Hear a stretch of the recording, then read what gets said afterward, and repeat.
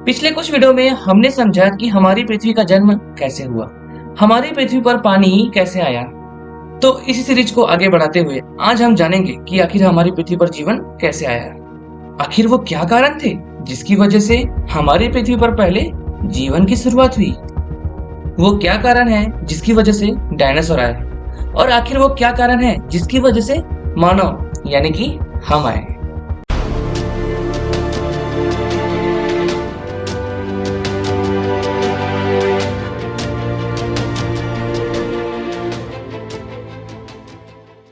3.8 billion year पहले हमारी पृथ्वी पर जीवन और पानी पर्याप्त मात्रा में मौजूद थी, और इस समय हम अपनी पृथ्वी को हमारा होम प्लैनेट बोल सकते थे।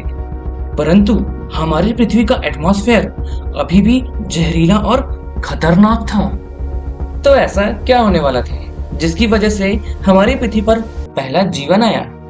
इन्हीं सभी सवालों के जवाब जानने के लिए मैं आपको ले चलता हूँ समुद्र की गहराइयों में, जहाँ जीवन पनप रहा था और जीवन के लिए अनुकूल वातावरण बन रहा था। 3.8 बिलियन ईयर पहले मेट्रॉइड्स का एक और हमला होता है, और इस समय ये मेट्रॉइड्स अपने साथ कुछ नया ला रहे थे। जब ये मेट्रॉइड्स की टक्कर पृथ्वी से हो रही थी तो कुछ मेट्रॉइड्स पानी में भी जा रहे थे और पानी में जाकर डिजॉल्व होने लगा, जिसकी वजह से कार्बन और प्रोटीन रिलीज कर रही थी। ये कंपाउंड आपस में मिलने लगे और एमिनो एसिड का निर्माण होना शुरू हो गया। समुद्र की गहराई में और नीचे जाने पर हमें पता चलता है कि ये मेट्रॉइड्स फ्रीज यानी कि जमने लगे। कुछ समय के बाद ये मेट्रॉइड्स समुद्र के अंदर वाटर के साथ साथ कुछ मिनरल्स और केमिकल के जरिए एक नया कंपाउंड बना रहे थे, और इन्हीं कंपाउंड में बन रहा था लाइफ। जीवन की शुरुआत माइक्रोस्कोपिक ऑर्गेनिज्म यानी कि सिंगल सेल बैक्टीरिया से होती है, और यह प्रक्रिया 100 मिलियन ईयर तक चली। अब समय में थोड़ा आगे बढ़ते हैं 3.5 बिलियन ईयर पहले। इस समय हमारी पृथ्वी को ध्यान से देखा जाए तो यह पता चलता है कि पृथ्वी पर पानी यानी वाटर तो था, परंतु एक चीज की कमी थी जिसकी वजह से हमारी पृथ्वी पर जीवन असंभव था, और वह है ऑक्सीजन। समुद्र के अंदर मेटेरोइड्स का एक कॉलोनी बन रहा था, और इन्हीं कॉलोनी के अंदर था सिंगल सेल बैक्टीरिया। और जब ये बैक्टीरिया सनलाइट यानी सूर्य के प्रकाश में आने लगे, जिसकी वजह से कुछ ऐसा होने वाला था जिसकी कल्पना शायद किसी ने नहीं की होगी। यह बैक्टीरिया सूर्य से आने वाली ऊर्जा को भोजन के रूप में ग्रहण करने लगे और फोटोसिंथेसिस यानी कि प्रकाश संश्लेषण की प्रक्रिया प्रारंभ कर दिए। और हम सभी जानते हैं कि फोटोसिंथेसिस प्रोसेस में ऑक्सीजन वायुमंडल के बाहर आता है। इस प्रोसेस के कारण हमारी पृथ्वी में ऑक्सीजन आने लगा, और यह प्रक्रिया लगभग 2 बिलियन ईयर तक चली। चलिए अब समुद्र से बाहर आते हैं। इस समय समुद्र का ऑक्सीजन पृथ्वी के एटमॉस्फेयर में आने लगा। अब हमारी पृथ्वी की रोटेशनल स्पीड भी कम हो गई, और इस समय हमारी पृथ्वी पर पूरा दिन 18 घंटे का होता था। फिर भी हमारी पृथ्वी पर कोई एनिमल नहीं था, न ही कोई डायनासोर, और कोई ह्यूमन भी नहीं था।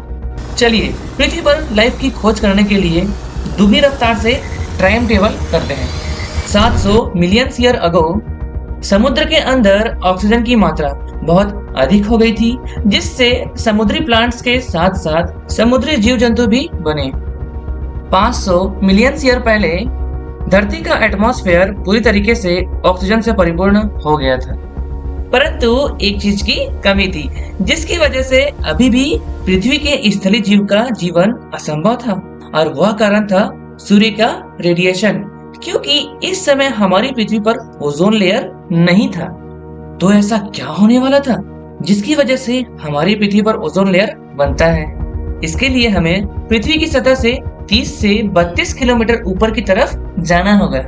यहाँ ऑक्सीजन के 3 अणु आपस में मिलकर एक और गैस बनाने लगे, जिसे हम ओजोन गैस के नाम से जानते हैं। यह ओजोन गैस पृथ्वी के एटमॉस्फेयर में एक लेयर के रूप में पूरे तरीके से फैल गया।